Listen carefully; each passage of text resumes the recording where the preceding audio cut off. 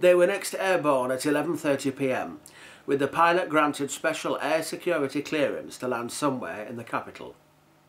Under the cover of darkness, the helicopter came down over Trafalgar Square.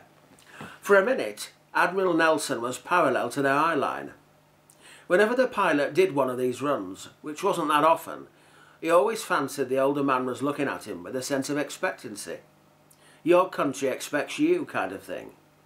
Thing is, it was always on a day when he didn't feel much like it. Just 24 hours ago, he'd been out with the revellers, bringing the new year in. 24 hours later, a solitary drunk, bottle of whiskey in his hands, looked up as a ferocious blast of air drove him some way from the column. Champagne gestured Vanguard and Dramascus out of the helicopter, removing their blindfolds again. She exchanged a few whispered pleasantries with the pilot before the helicopter kicked up its storm, ascending out of sight. Frog marching Vanguard and Dramascus over to the base of Nelson's column, Champagne stopped. Her free hand sported a ring which caressed the base of the monument. There came a deep rumble. Vanguard and Dramascus, looking around for the source, comprehended that the base of the column was sliding away to reveal a black fathomless interior wide enough to admit both of them. Solitary Drunk took an incredulous peep from around the corner. Now, don't worry about any of this. This is a passageway to your ultimate destination, said Champagne. Vanguard instinctively stood back, adopting a defensive posture, ready to attack. Suddenly, he had never felt so afraid.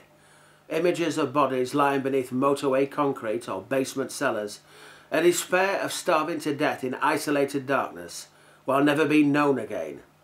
Don't worry, I'm joining you. Champagne tried to reassure, brandishing the tranquilizer gun almost nonchalantly. Oh well, that's some consolation then, joked Vanguard. Dramascus stepped back, indicating she go first. After you. Champagne nudged Dramascus on with the gun. As he prepared to face the chasm, she gave him a gentle prod. The actor was swallowed up in the blackness, and an anguished cry diminished in the depths. Solitary Drunk gawked on in amazement as a protesting Vanguard and resolute Champagne followed him in. When the column base started to come together, Solitary Drunk ran to it. His fingers scrabbled for a door, something to bear testimony to what he had just witnessed, but there wasn't even a hairline crack. It was completely sealed. Solitary Drunk held the liquor bottle out in front of him, wagged an admonishing finger at it, and then smashed it against the base of the column. Propelled headfirst into blackness, Vanguard and Dramascus's impromptu second journey was accompanied by a strange rumbling noise. Dramascus was relieved to feel a suction blast behind him, which stopped him falling hard on a metal plastic surface. Still, this didn't take away the sense of claustrophobia, of drowning, unable to breathe, while whisked at some speed through a labyrinth of suction tubes, on a stomach-churning helter-skelter ride to God knows where. Dramascus vowed never to dispose of another spider down the loo again. The suction tubing veered to the left, then descended sharply down. His apprehension working overtime, Vanguard wondered which rich billionaire could afford a license to set up a ghost train below Nelson's column. Their bodies gathered momentum, and Dramascus felt he was going to be sick, when Champagne alerted them to the end of the journey. She, by comparison, was practically surfing the waves, because she had done it so many times before. Vanguard overtook Dramascus at a point where the suction tubes narrowed and flattened out. They could see something at the end of the tunnel. Not a light, one of those checkered motifs. Checkered and patterned with green edging. It came nearer and nearer. He prepared for impact, yet the motif parted rapidly. Vanguard was first out, feeling the cumulative kick of Champagne, pushing Dramascus out behind him. Some ride, he said. Just show me the exit, said Dramascus. Champagne orientated herself easily and waited patiently as the two men lurched to their feet. They were in a vast underground garage. It was filled with what seemed every make of four-seater car available. Alfa Romeo, Aldi BMW, Chrysler and Jeep, Citroën Fiat, Ford Honda, Hyundai, Jaguar, Lamborghini, Land Rover, Lotus, Mazda, Mercedes-Benz, Mini, Mitsubishi, Nissan, Peugeot, Porsche, Range Rover, Renault, Rover and MGF, Saab, Subaru, Suzuki, Toyota, Vauxhall and Opel, Volkswagen and Volvo. To the right, a checkpoint security hut, occupied by two muscle men in a casual version of the police uniform. Their shirts and shades are the same checkered motif. Champagne prodded Vanguard and Dramascus over to the checkpoint security guards, who scrutinised their clearance pass and ID card.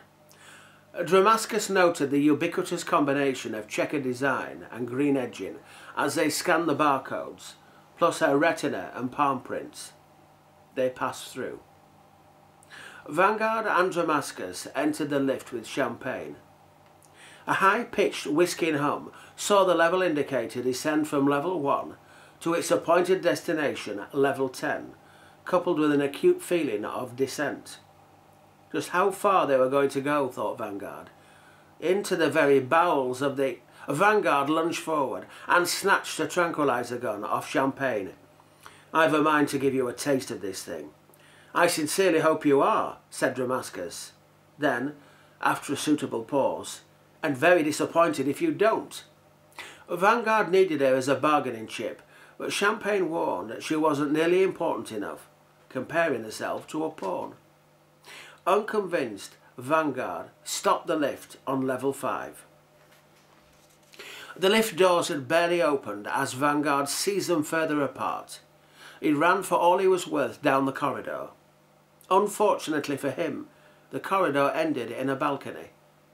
Vanguard turned to see Dramascus make to join him, but noted with concern that Champagne did not bother to stop either of them, or raise the alarm. Deciding not to wonder why, Vanguard swung a leg over the balcony. What he saw next took his breath away.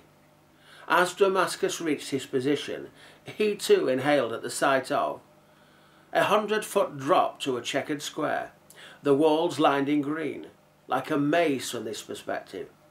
The square provided a crossroads with several doors on each fork.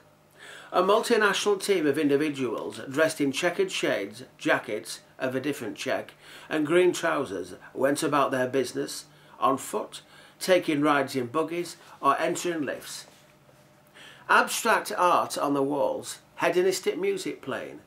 The overall effect was surreal and futuristic. Whatever the business, Vanguard and Dramascus now knew they were inside a vast, self-contained, subterranean organisation, if not mini-civilization. I remember reading that they built these underground offices for VIPs in the event of an emergency. Dramascus shook his head in wonder, but nothing on this scale. "I want answers." Vanguard let go of the balcony and looked up to the floor above. If the lift were to be believed, they were 5 floors underground. "Clearly a setup," said Dramascus. "I just want to find out who is behind all this," said Vanguard. "If you keep your appointment with the Overseer, you will get your answers," promised Champagne. In her office, the woman with the film noir looks and air of autocratic detachment pressed her desk intercom. She could see them on the video screen. She could see practically everyone on it. After all, she was the Overseer. "Bring them to me." The lift stopped on level 10. A water fountain lay central at the crossroads fork. Champagne led Vanguard and Dramascus to the northwest fork. The corridor was wider and manned by muscular male personnel guards. Gareth, 24, heroic, with a heightened sense of his own importance. Matt, 22, blonde boy next door type, albeit with rippling muscles. Armed with tranquilizer guns in front of wide metallic double doors marked Director of Operations, the Overseer. They stood to flank Vanguard and Dramascus while Champagne input her retina palm prints, general security code, and a code for that particular day. The double doors opened. Champagne signified Vanguard and Dramascus entered the office with her. As the personnel guards joined them, replacements took their positions as the double doors closed to.